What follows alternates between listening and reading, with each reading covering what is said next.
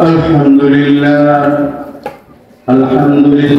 الذي كفى وسلام على عباده الذين اصطفى أما بعد فأعوذ بالله من الشيطان الرجيم بسم الله الرحمن الرحيم واتقوا يوما ترجعون فيه إلى الله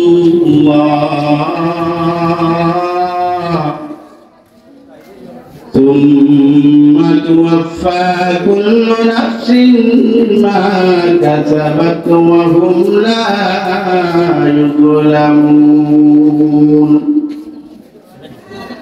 وقال الله تعالى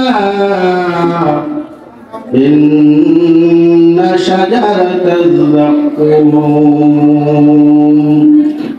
وقال تعالى في شان حبيبه لو أن قطرة من الزقوم قتلت في الدنيا لقد صدقنا فيها وقال تعالى في شان حبيبه اللهم صل على محمد وعلى آل محمد كما صليت على إبراهيم وعلى آل إبراهيم إنك حميد مجيد اللهم بارك على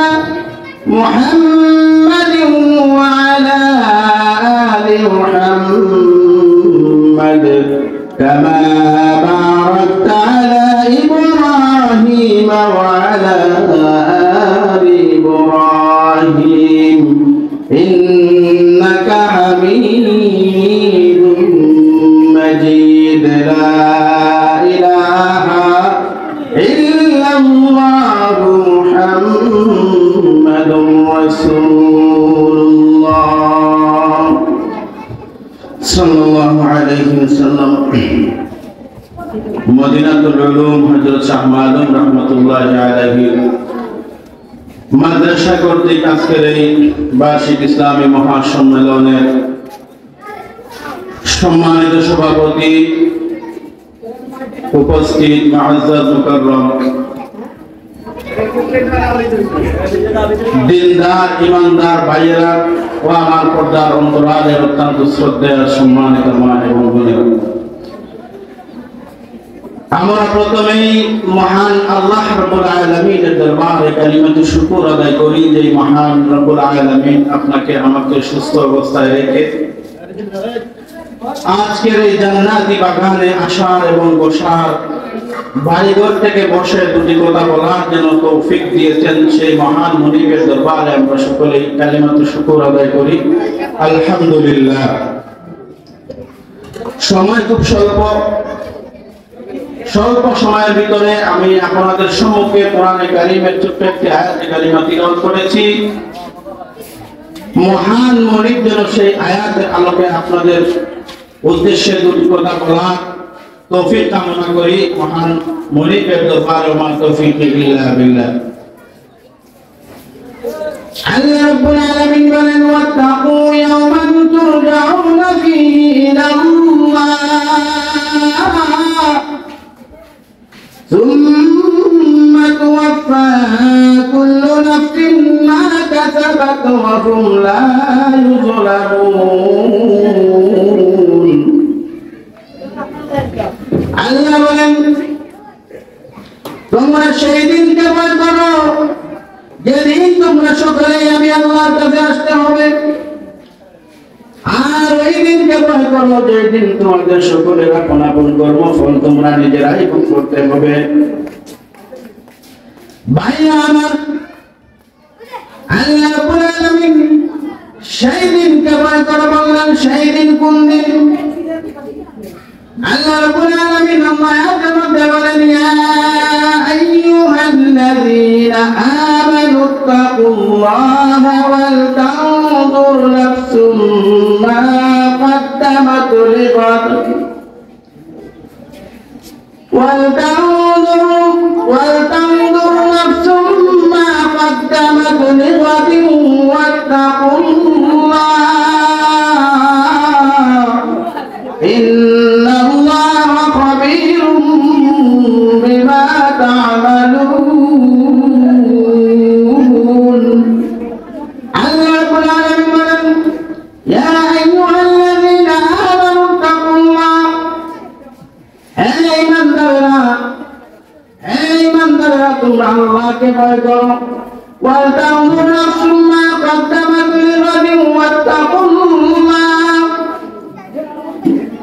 তারা সকলেই ভাবা উচিত যে আগামীকাল কিয়ামতের জন্য তারা কি পাঠিয়েছে। ওয়াত্তাকুল্লাহ, আবার আল্লাহকে ভয় করো। আল্লাহ রাব্বুল আলামিন বলেন আল্লাহকে ভয় করো। ইন্নাল্লাহা খাবীরুম বিমা তা'মালুন। দুনিয়ার জমিনে আমরা যা কিছু করি সব কিছুর ব্যাপারে আল্লাহ রাব্বুল আলামিন অবগত। আল্লাহ রাব্বুল আলামিন বলেন তোমরা সেই দিনকে ভয় করো। ওয়াত্তাকু ইয়াওমান তুরজাউনা ফীহি ইলাল্লাহ।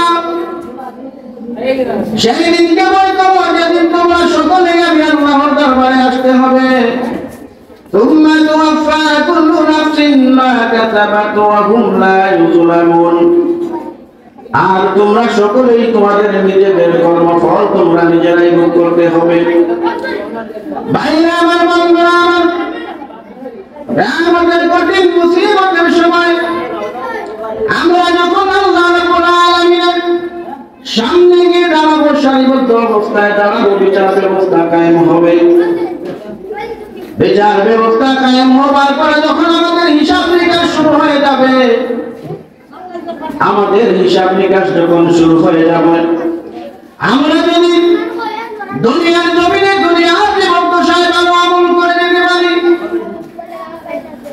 ভালো আমল করে যদি যেতে পারি, তাহলে আমাদের কঠিন মুসিবতের সময় আল্লাহ রাব্বুল আলামিন আপনাকে আমাকে ডান হাতে আমলনামা দিবেন।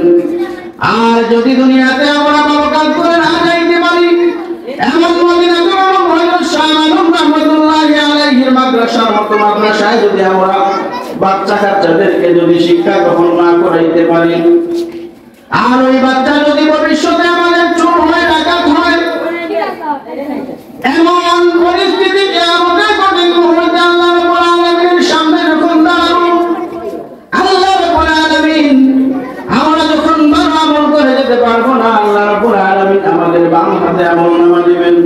বাম হাতে কিভাবে আমলনামা দিবেন? এভাবে সহজেই দিবেন না। আল্লাহর নবী বিশ্বনবী জনাব মুহাম্মদুর রাসূলুল্লাহ সাল্লাল্লাহু আলাইহি ওয়াসাল্লাম বলেন মানুষের বাম হাতটাকে এমন ভাবে সামনের দিকে আনবেন, আর মুখের দিকে ছিদ্র করে পিছন দিকে হাতটাকে বের করে দিবেন।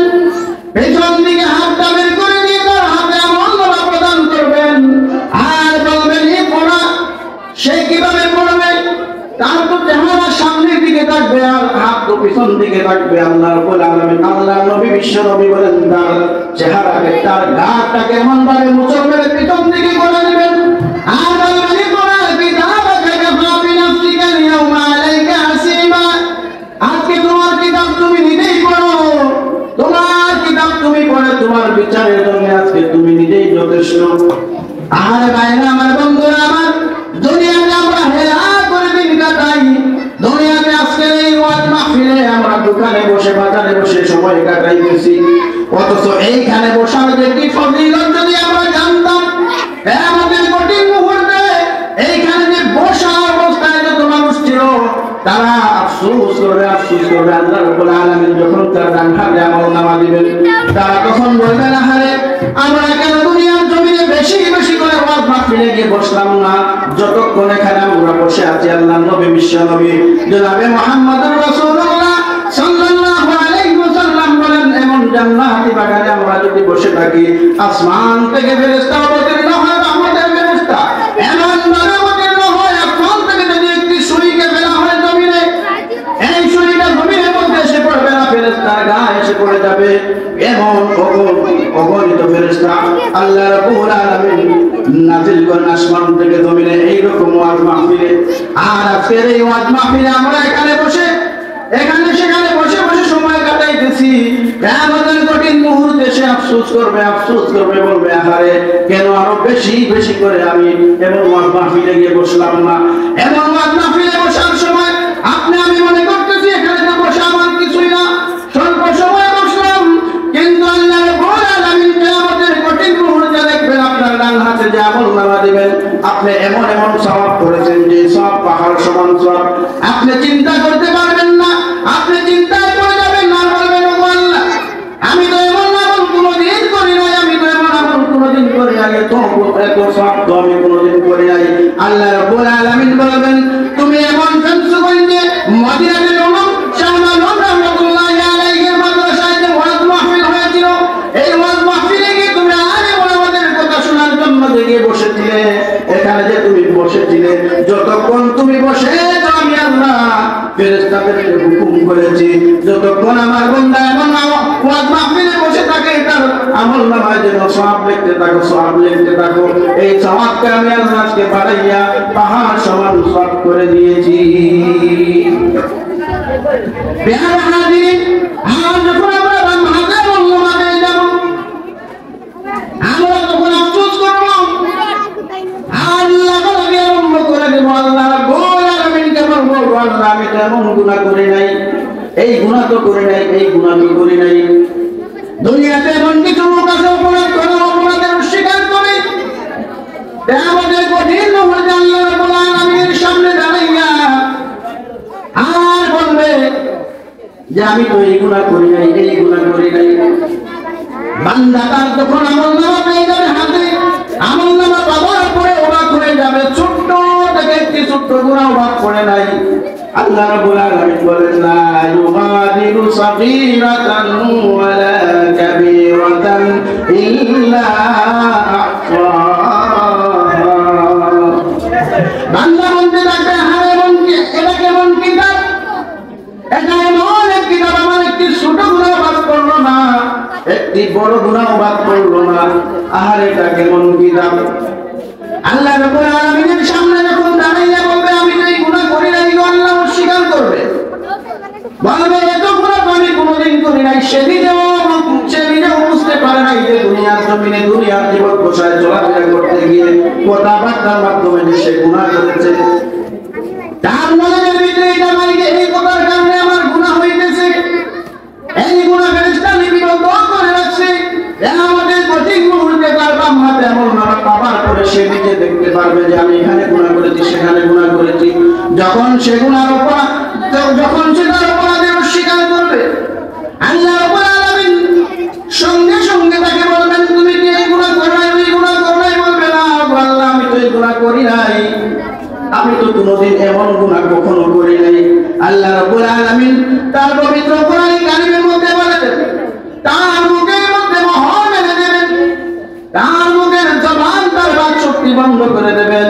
আল্লাহ রাব্বুল আলামিন তার হাতের জবান খুলে দেবেন, তার চোখের জবান খুলে দেবেন, তার পায়ের জবান খুলে দেবেন, এবং কি যেই জায়গায় দাঁড়িয়ে যেই জমিনে বসে বসে গুনাহ করেছে, যেই জমিনে শুয়ে শুয়ে গুনাহ করেছে, যেই খাটের মধ্যে শুয়ে শুয়ে গুনাহ করেছে, আল্লাহ রাব্বুল আলামিন কোরআন কারীমের মধ্যে বলেন কিয়ামতের কঠিন মুহূর্তে তার সম্মুখে নিয়ে এই সব জায়গাকে হাজির করা হবে, আর ওই সব জায়গায় সাক্ষী দিতে থাকবে, তার হাত সাক্ষী দিতে থাকবে, বলবে আল্লাহ আমাকে দিয়ে সে ওই গুনাহ করেছে, আমাকে দিয়ে সে ওই রকম বড় বড় গুনাহ করেছে, আমাকে দিয়ে নিরহ মানুষের উপরে নির্যাতন করেছে, নিপীড়ন করেছে।